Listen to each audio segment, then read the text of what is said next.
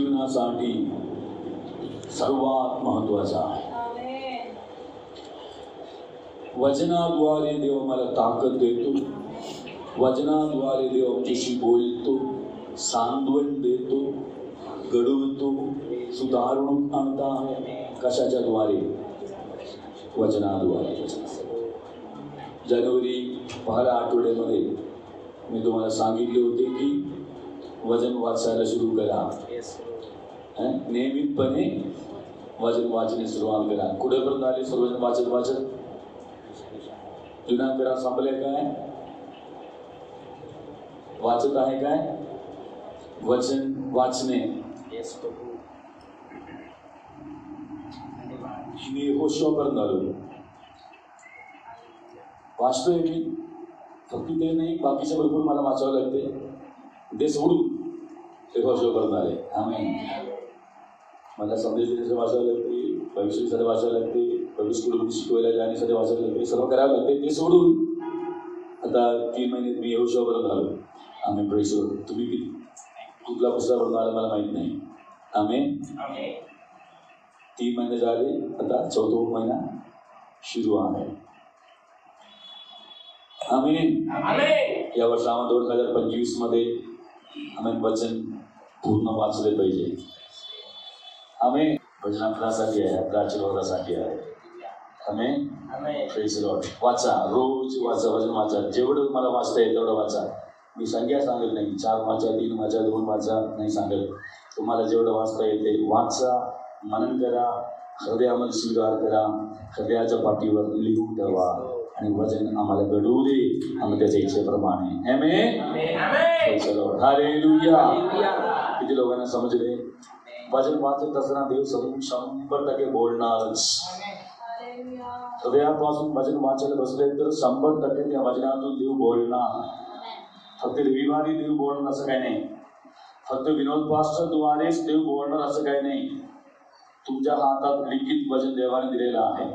तुमच्या अंतःकरणात पवित्र आत्मा देवाने दिलेला आहे. त्या वचनाद्वारे पवित्र आत्मा तुमच्याशी बोलणार, तुम्हाला शिकवणारच. रोज तुम्हाला देवाचं वाणी ऐकायला मिळाले पाहिजे. आमेन. हालेलुया. हालेलुया. कधी कधी आम्ही आपल्या मनातून सांगत असतो, संदेशा सांगत असताना देखील आपल्या मनातून सांगतो, देवाकडून सांगतो, की लोकांना बघून सांगतो किंवा काहीतरी समजून ओळखून सांगतो, असं पण असतात. परंतु देवाकडून जे आहे आम्ही तेच महत्वाचं आहे. त्यासाठी काही करणे, कान देणे. आमेन. चला वचनाकडे जाऊया. आम्ही सर्व प्रकारचं सेवा कार्य, आराधना असो, प्रार्थना असो, बायबल स्टडी असो, वचनाच्या घोषणा असो, उपवास असो, संदेश पाळक, शिक्षक, प्रेषित, हे जे सर्व जे सेवक वृंद आहे, सर्व प्रकारच्या कृपादाने, या सर्व गोष्टींच्या मागे उद्देश काय आहे? सांगा मला, उद्देश काय आहे? प्रौढ आणि विश्वासू चर्च येशूच्या आगमनामध्ये येशूच्या समोर उभा करणे. किती लोकांना समजले? Praise the Lord. इथे जे काही घडत आहे किंवा जे सेवक वृंदांद्वारे जे घडत आहे, आम्ही पवित्र आत्मा जे करत आहे, या सर्व गोष्टींच्या मागे एकच अत्यंतिक उद्दिष्ट आहे. एक प्रौढ आणि विश्वासू मंडळीला आम्ही ख्रिस्ताच्या आगमनासाठी तयार करणे, हेच आहे सर्वात अल्टिमेट एम. सर्वात अत्यंतिक उद्दिष्ट तेच आहे. आमेन. सर्वांना समजले काय? पुढे पासून मागे पण सर्वांना समजले काय? Praise the Lord. त्याच आग्रह करायचे, माझे येशू परत येणार आहे, म्हणून मला एक प्रौढ किंवा परिपक्व आणि विश्वासू व्यक्ती मला बनायचा आहे. आमेन. हालेलुया. तुम्हाला काय ऐकायला आवडते? भले वा विश्वासू दासा असं ऐकायला आवडतंय काय? की दुसरं काहीतरी? आमेन. आपल्याबद्दल देव असं म्हणले पाहिजे, आमेन, तू विश्वासू राहिला, तू परिपक्व आहे आता. आमेन आमेन. तू माझ्यासाठी आता पात्र आहे, माझ्या राज्यामध्ये तुला आता काय आहे, स्थान आहे माझ्या बरोबर. आमेन. परिपक्व बनले. आमेन. हालेलुया. चला वचनाकडे जाऊया. आपण ह्या विषयी आपण अभ्यास करत आहोत वचनाद्वारे. प्रौढ आणि विश्वासू मंडळीची चिन्हे काय काय आहे. प्रौढ आणि विश्वासू मंडळीचे चिन्हे म्हणून सर्वजण मिळून प्रौढ आणि विश्वासू मंडळीची चिन्हे. पाचवे वचन कलीसियस पत्र 2 अध्याय 1 ते 7 वचन वाचूया. कलीसियस पत्र अध्याय 2 1 ते 7. कारण तुमच्यासाठी लाउदिकिया येथील लोकांसाठी व ज्या इतरांनी माझे तोंड प्रत्यक्ष पाहिले नाही त्या सर्वांसाठी मी केलेले परिश्रम घेत आहे हे तुम्हाला माहीत व्हावे अशी माझी इच्छा आहे. ते परिश्रम यासाठी की त्यांच्या मनावर उत्तेजन प्राप्त व्हावे, प्रेमाने त्यांनी एकमेकाशी बांधले जावे, ज्ञानाची पूर्ण खात्री ही संपत्ती त्यांना बिलकुल मिळावी व देवाचे रहस्य म्हणजे पित्याचे व ख्रिस्ताचे पूर्ण ज्ञान त्यांस व्हावे. त्या ख्रिस्तामध्ये ज्ञानाचे व बुद्धीचे सर्व गुप्त निधी आहे. लागवी भाषणाने कोणी तुम्हाला भुलवू नये म्हणून हे सांगतो. कारण जरी मी देहाने दूर आहे तरी आत्मेने तुमच्या जवळ आहे आणि तुमचा व्यवस्थितपणा व ख्रिस्तावरील तुमचा विश्वासाचा स्थिरपणा पाहत असून आनंद करत आहे. तरी ख्रिस्त येशू जो प्रभू याला जसे तुम्ही स्वीकारले तसे त्याच्यामध्ये चालत राहा. त्याच्यामध्ये मुळावलेले रचले जात असलेले, तुम्हाला शिकवल्याप्रमाणे विश्वासात दृढ होत असलेले आणि निरंतर उपकासुती करणारे व्हा. आमेन. आशीर्वाद शास्त्र भागाबद्दल देवाला धन्यवाद देतो. मंडळीला सांगत आहे की माझे परिश्रम आहे, कष्ट आहे. कशासाठी आहे? मी कशासाठी परिश्रम करत आहे, मी कशासाठी कष्ट करत आहे. एक प्रौढ आणि एक विश्वासू मंडळी उभी करणे, तयार करणे, त्यासाठी मी काय करत आहे, परिश्रम करत आहे. आमेन.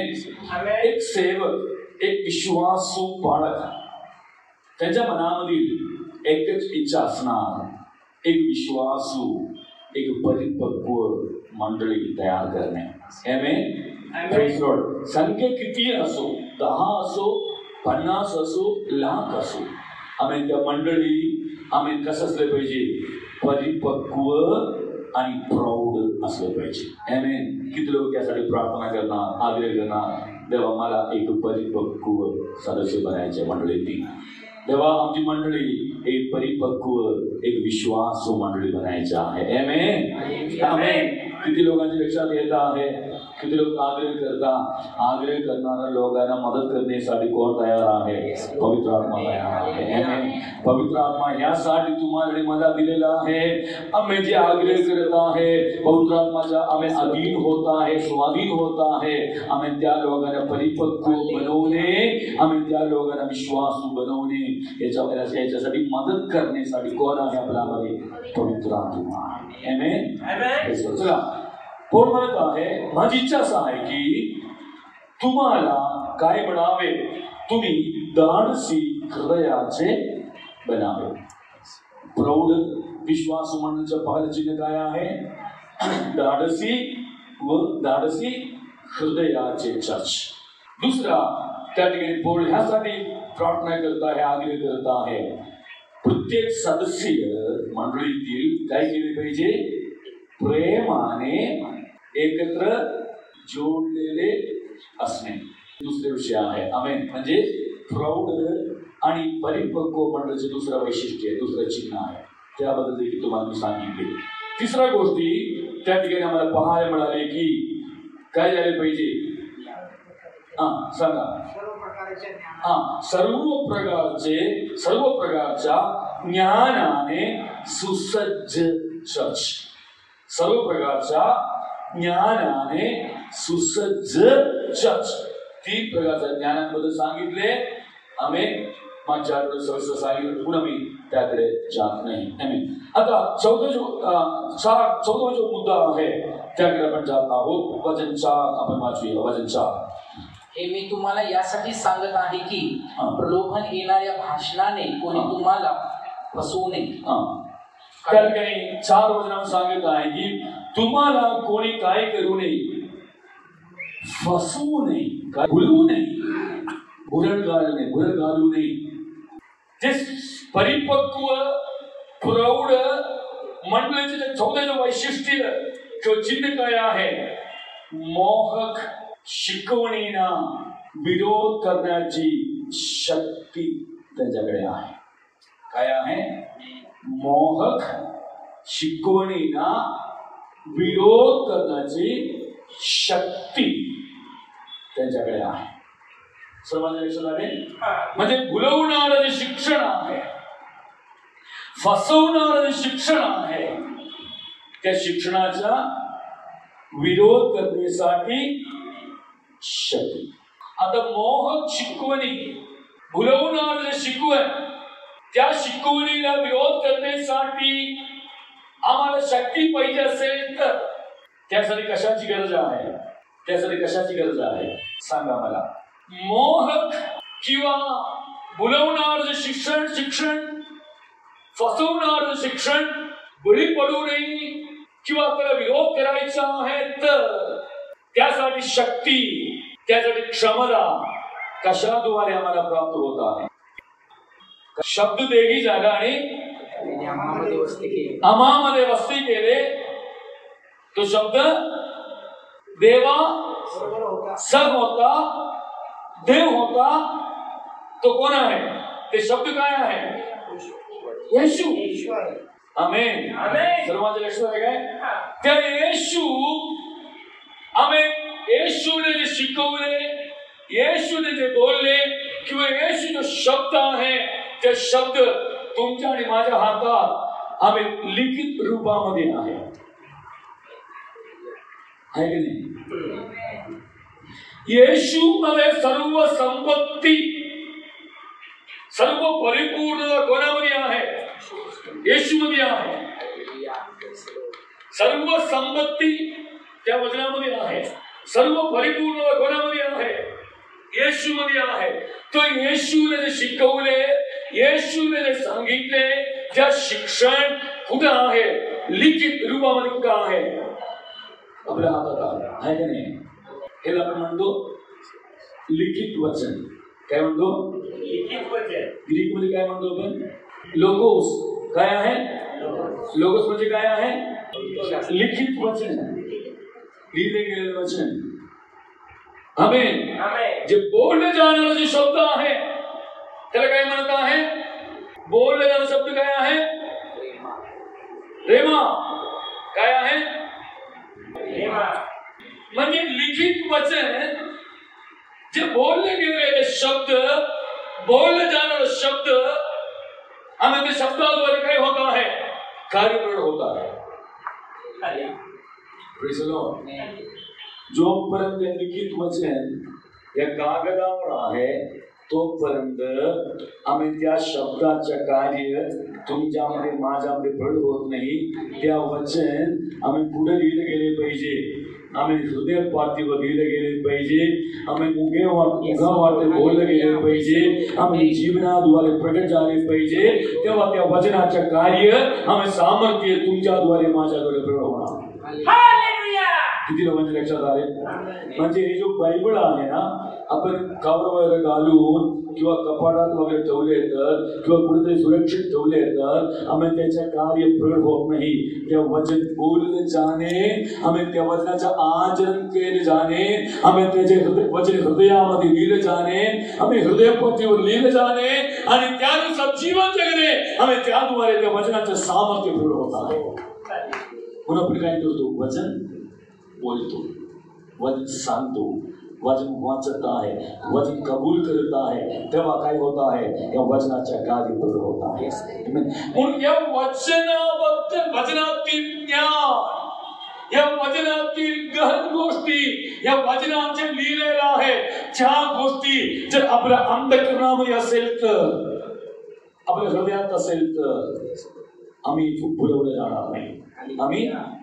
आम्ही भुलवलं जाणार नाही. का आपण भुलवलं जातो? का आपण फसवलं जातो? कारण या वचन आम्हाला माहित नाही, वचनाचं ज्ञान आम्हाला नाही. किती लोकांच्या लक्षात आले? जर मी या ठिकाणी उभं शिकवत असताना, भाषण देत असताना जर माझ्या तोंडातून चुकीचं काहीतरी आम्ही शिकवून चुकीच्या काहीतरी गोष्टी मी शिकवले, तर आम्ही ज्याला वचन माहित आहे त्या लोक असं म्हणणार नाही ते चुकीचं आहे, वचनात असं लिहिलेलं आहे. वचन माहित नसेल तर मी काही बोलले तरी तुम्ही काय म्हणणार? आम्ही जेव्हा कोणतरी काहीतरी शिकवत असताना, आम्ही कोणतरी काहीतरी बोलत असताना, आम्ही ज्याला देवाचं वचनाचं ज्ञान आहे आम्ही ते म्हणणार नाही, ते बरोबर नाही, वचनात असं लिहिलेलं आहे. किती लोकांच्या लक्षात आले? Hallelujah, hallelujah, hallelujah, hallelujah. Tejas म्हणत आहे हे आहे बरोबर, जसरी म्हणत आहे नाही हे आहे बरोबर, मग महेश्वर नाही ते नाही हे आहे बरोबर. प्रत्येकानं आम्ही एक वचनाबद्दल काय सांगायचं ते सांगायला. पूर्ण बायबल बघून नव्हे, एक शास्त्रभाग, पूर्ण शास्त्रभाग बघून नव्हे, एक शास्त्रभाग आणि एक एक तत्व, एक सिद्धांत सुरू करा. आमेन. म्हणून काय झाले? अनेक पंथ निर्माण झाले आणि अनेक पंथ आणि त्यामध्ये भरपूर सुटी. काही लोक आपल्या अनुभवाद्वारे काहीतरी सिद्धांत तयार केले, काही लोक फक्त शास्त्रातील एक शास्त्र घेऊन. तुमच्या लक्षात येतं मी ते सांगत आहे? काही लोक म्हणतात पवित्र आत्माचा काळ पूर्ण झाले, आता पवित्र आत्मा कार्य करत नाही. काही लोक म्हणतात चिन्ह चमत्कार आता नाही, त्याचे काळ संपले. काही लोक म्हणतात भविष्यवाणी संपले, आता नाही, भविष्यवाणी नाही. काही लोक म्हणतात अन्य भाषा आहे, काही लोक म्हणतात अन्य भाषा नाही. हे सर्व कुठून शिकवत आहे? त्याच्यातून बाथरूम नाहीये, या वचनातून शिकवत आहे. परंतु एक वचन, एक अध्याय घेऊन आपण काहीतरी शिकवण्यासाठी, आम्ही काहीतरी सिद्ध करण्यासाठी आपण जर प्रयत्न केले तर चुकीचं ठरणार. आम्हाला त्यासाठी काय करावं लागते? पूर्ण बायबल बघावं लागते. त्यासाठी काय करायचंय? वचनाचा अभ्यास करायचा, वचन वाचन करणे. समस्या काय म्हणते काय? आपण तिकडचं मीटिंग जॉईन केले, इकडचं मीटिंग जॉईन केले, तिकडच्या बाळकाचं ऐकले, इकडच्या बाळकाचं ऐकले, आफ्रिकेचं ऐकले, अमेरिकेचं ऐकले, इंग्लंडचं ऐकले, कोल्हापूरचं ऐकले, पुण्याचं ऐकले, मुंबईचं ऐकले, केरळचं ऐकले. आता आपली अवस्था काय आहे? गोंधळ अवस्था. काय विश्वास ठेवायचे, काय ठेवायचे नाही आम्हाला पण कळत नाही. कोणाच्या बरोबर नाही आम्हाला पण कळत नाही. दिवसात किती मीटिंग अटेंड करता? दिवसातून एक 10 मीटिंग तरी किमान अटेंड करतो बघा. दिवसातून किती संदेश ऐकतात? दिवसातून एक 15-20 संदेश ऐकतोय मी. शेवटी प्रॉब्लेम काय? समस्या काय आहे? गोंधळ. आम्हाला बसून वचन वाचायला वेळ नाही, बसून वचन अभ्यास करायला वेळ नाही. बायबल स्टडी आहे, बायबल स्टडीला आपल्याकडे वेळ नाही आहे. रविवारी वेळ नाही आपल्याकडे. मग कुठून वचन मिळणार? इकडून म्हणाले बघा, तिकडून म्हणाले बघा, त्यातून म्हणाले बघा, यातून म्हणाले बघा. मग गोंधळ बसतो. तरी येऊन काहीतरी शिकवले, तरी येऊन काही सांगितले, आता काय मला माहित नाही पास, आता काय करू? काय का आम्हाला वचन वाचायला वेळ नाही, शिकायला वेळ नाही, आम्ही त्यातील गहन गोष्टी समजण्यासाठी वेळ नाही. मग फसवलं जाणार, ठकवलं जाणार. नाहीतर कोणतरी चुकीचं सांगितले तर मी असो कोणी असो तुम्ही म्हणा नाही ते चुकीचं आहे. बायबल असं म्हणतात.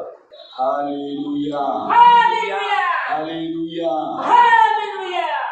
लाघवी भाषण. लाघवी भाषण म्हणजे काय आहे? बोला ना.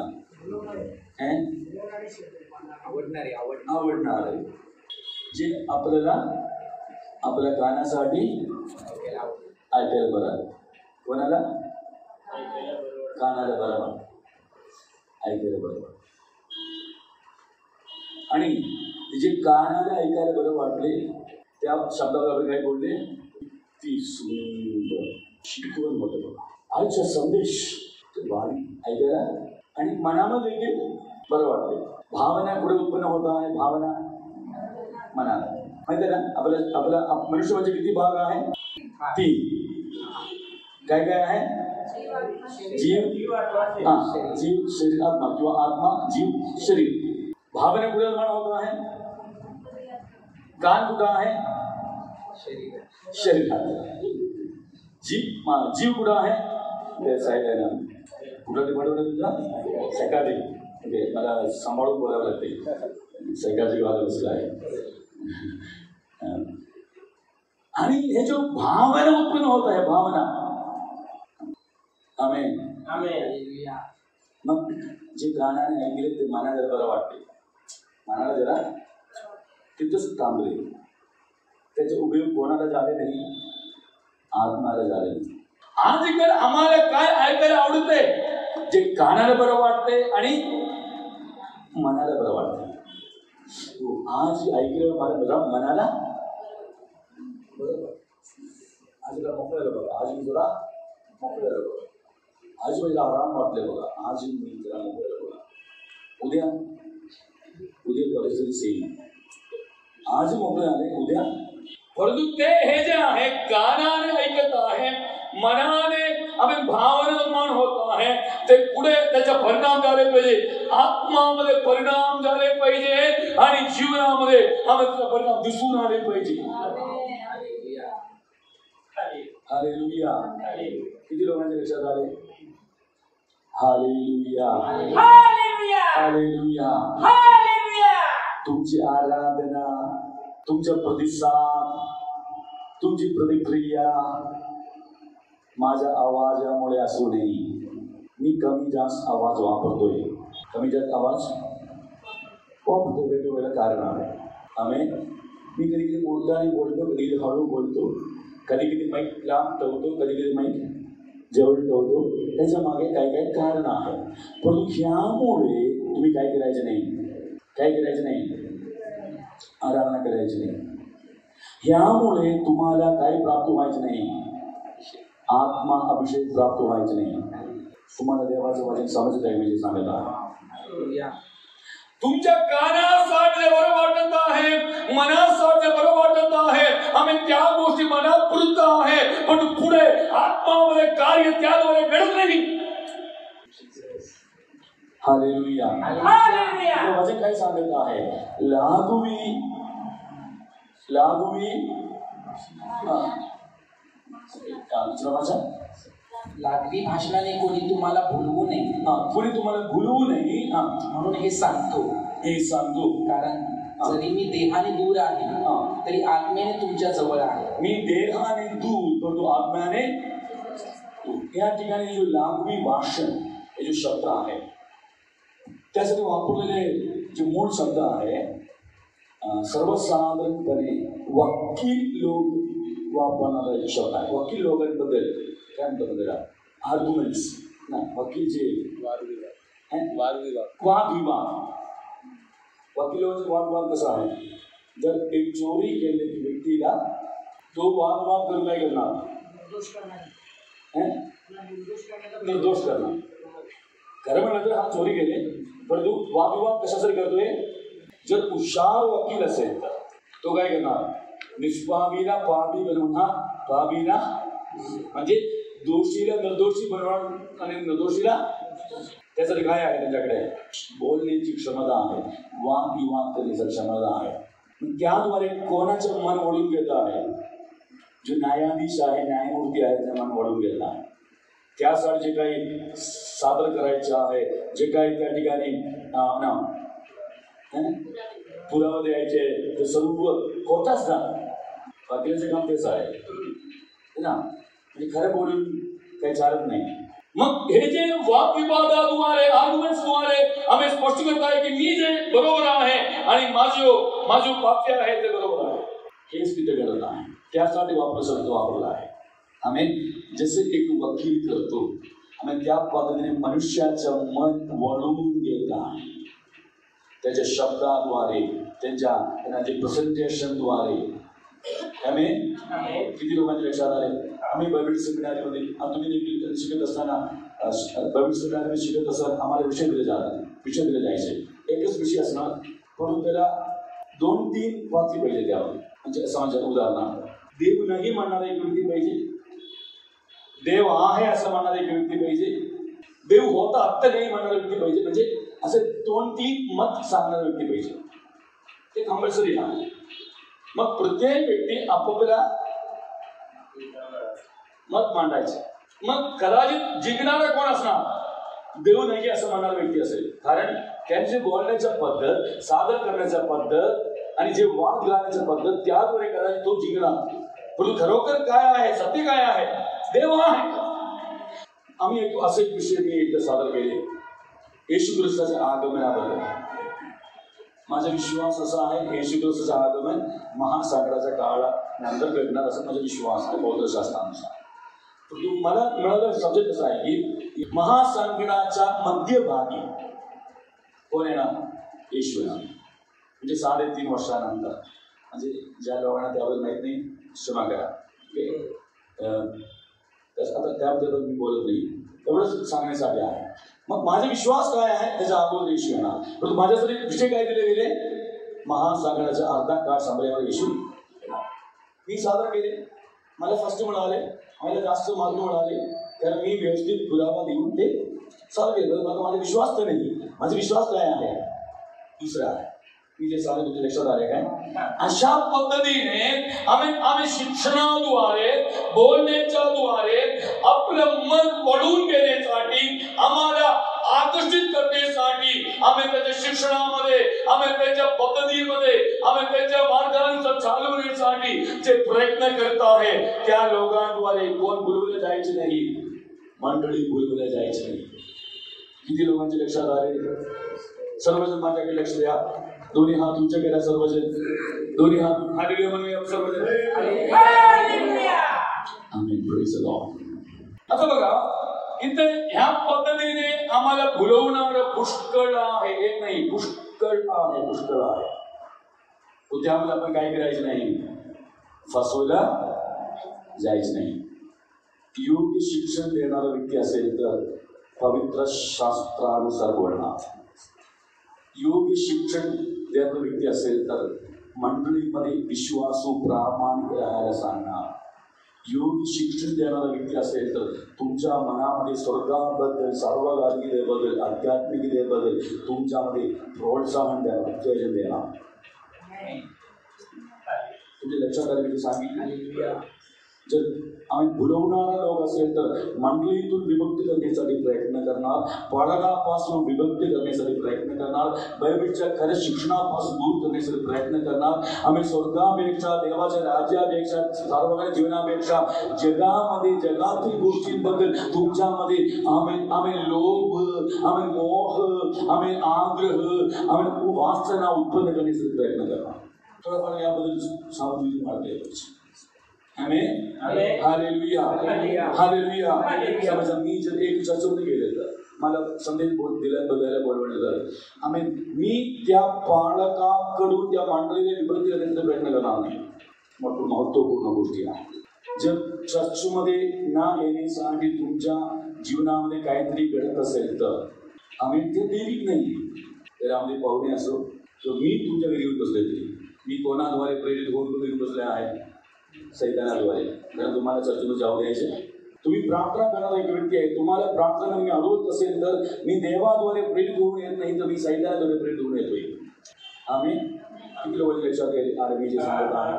आम्ही म्हणून रविवारी चर्च म्हणले तर आम्ही पाहुण्यांना सांगायचे आज आम्हाला चर्चला जायचे आहे, तुम्ही पण या आमच्याबरोबर चर्चला. आम्ही तसं धैर्य आहे काय?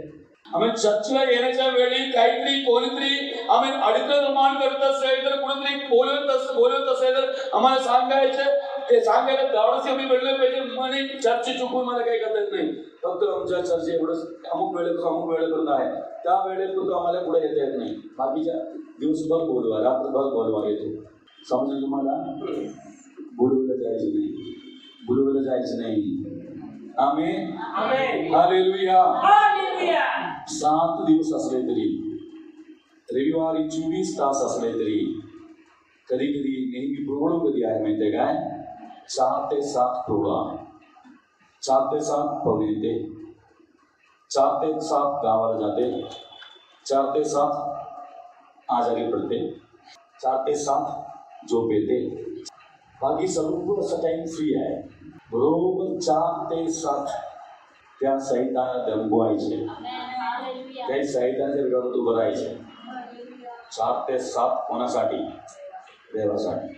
4 ते 7 मंडळीमध्ये सहभागितेसाठी असं ठरवायचे. आमेन. हालेलुया. मी आता विश्वासामध्ये येऊन भजन शिकण्यासाठी सुरुवात होऊन आता जवळपास 37 वर्ष झाले. 37 वर्ष झाले. बायबल शिकतोय, बायबल वाचतोय, म्हणजे मनापासून वाचतोय, मनापासून अभ्यास करतोय. अनेक तास चालत मीटिंगसाठी जाऊन आलेले काही दिवस आहेत. अनेक तास एवढं पाणी तून चालत मीटिंग जाऊन आले दिवस आहेत मीटिंगसाठी. लहान असतानापासून तुम्ही लक्षात आले किती सांगता आले. म्हणजे त्यासाठी आग्रह, वचनासाठी आग्रह. जे पाहुणे आहेत, जे नातेवाईक आहेत, त्याचे लग्न रविवारी चर्च असल्या कारणाने चुकवलेले अनेक रविवार. विश्वासामध्ये ज्या काळामध्ये इतकं लोक तीव्र विश्वासात होते, रविवार म्हणजे चर्च. रविवार बाकी काही नाही, रविवार म्हणजे चर्च. आता सर्व बदलले. आता नवीन युग असल्यामुळे अर्धा चर्चमध्ये अटेंड करून अर्धा चर्च सोडून जातात.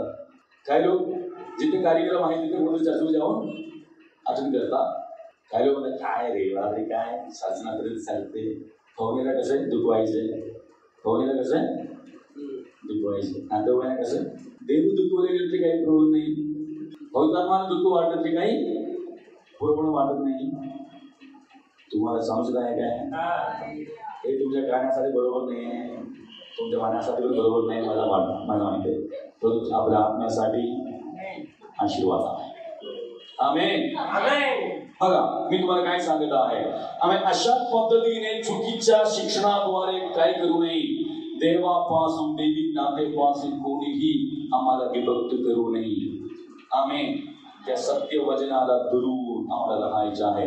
वचनाचा अभ्यास आम्हाला गरजेचा आहे. आता मी 4 गोष्टी मी तुम्हाला सांगितले. तुम्ही सांगू शकता काय काय आहे? प्रौढ आणि विश्वासू मंडळीचे चिन्ह काय काय आहे? एक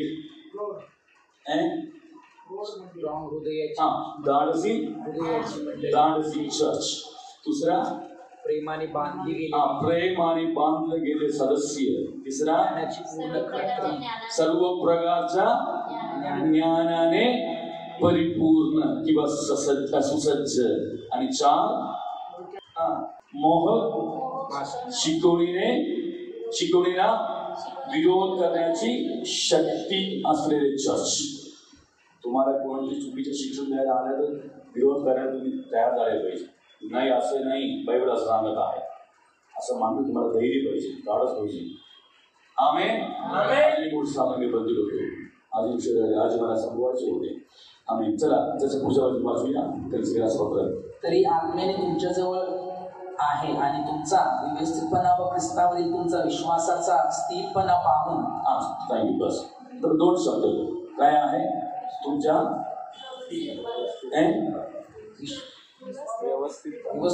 व्यवस्थितपणा ख्रिस्तावरील तुमचा विश्वासाचा स्थिरपणा. स्थिरता. समज लक्ष द्या काय आहे? व्यवस्थितपणा आणि स्थिरता. सर्वजण बोला काय आहे? व्यवस्थितपणा आणि स्थिरता. सर्वजण बोलले नाही. हे जो 2 शब्द आहे विशेष करून सैनिक जे आहे मिलिटरी त्या संदर्भात हे 2 शब्द वापरले गेले. ते ग्रीक शब्द मला सांगत नाही. ते सैन्याच्या शब्दाचा संबंधात वापरले गेलेले 2 शब्द आहे व्यवस्थितपणा आणि स्थिरता. तुम्ही असं लिहू शकता जे लिहित आहे सैनिकांची शिस्त असलेले चर्च. सैनिकांची शिस्त असलेले चर्च म्हणजे सैनिक जे आहे, मिलिटरी जे आहे, त्यांच्यामध्ये जो शिस्त आहे, त्यांच्यामध्ये जो व्यवस्थितपणा आहे, त्यांच्यामध्ये जो स्थिरता आहे, तसे तुम्ही नेहमी असले पाहिजे किंवा चर्च असले पाहिजे. सैनिकांमध्ये शिस्त आहे काय? सैनिक लोकांमध्ये काही शिस्त आहे काय? कधी पण उठा, कधी पण झोपा, कधी पण उभं राहा, कधी पण खावा, कधी पण शहरात जावा, असं आहे काय? नाही. शिस्त आहे. पोलीस लोकांबद्दल बघितलं तर ते किती शिस्त त्यांच्या ट्रेनिंग आहे. IAS IPS बघितलं तर त्यापेक्षा किती कठीण ट्रेनिंग मधून शिस्त लावण्यासाठी. आणि मामा ब्लॅक बेल्ट आहे ते किती शिस्त पद्धतीने ते शिकले. शिस्त आहे शिस्त. आणि तसंच सैनिक म्हणले तर मिलिटरीला काय आहे, वेगवेगळे दर्जा आहे. दर्जा म्हणजे स्थान पद. एकदम मोठा सर्वात ब्रिगेड ना, आणि असं वेगवेगळे दर्जा. हे सर्व कोण आहे? मिलिटरी आहे, सर्वजण सैनिक आहे. परंतु त्यांच्या पद किंवा काम जबाबदारी ह्यांचं काय आहे, क्रम आहे, व्यवस्था आहे, दर्जा आहे. परंतु हे मिलिटरी आहे, सैन्य आहे, आणि त्याच्यामध्ये काय आहे, शिस्त आहे. त्या शिस्त, व्यवस्थितपणा, स्थिरता पुढे आले पाहिजे. पुढे असले पाहिजे. चर्चमध्ये शिस्त आहे का आपल्यामध्ये? किती वाजता चर्चा आहे? किती वाजता आला तुम्ही? हालेलुया. आध्यात्मिक जीवन शिस्त आहे काय? शिस्तबद्ध जीवन. चर्चच्या सदस्यांना हेच तिथे ओढ प्रार्थना करता, अभिनय करतात, त्यासाठी परिश्रम करतात.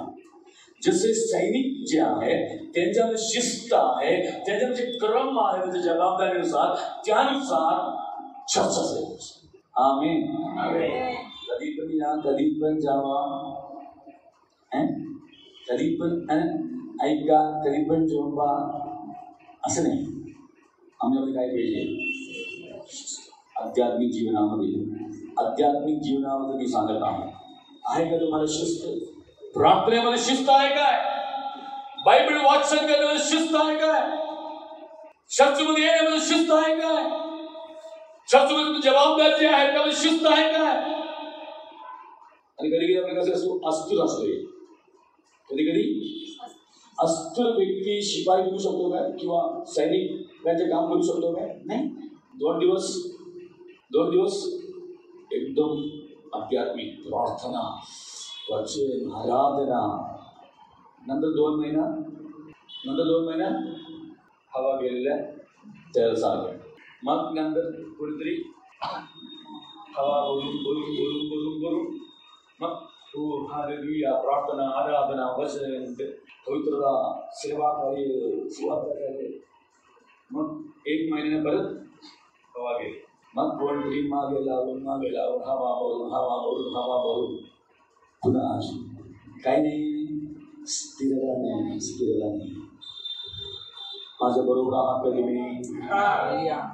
2 महिन्यातून एकदा चर्चेला आले, मग 3 महिना दिसले नाही, किंवा 3 महिन्यानंतर एकदा भेटले, मग 4 महिन्यानंतर एकदा भेटले.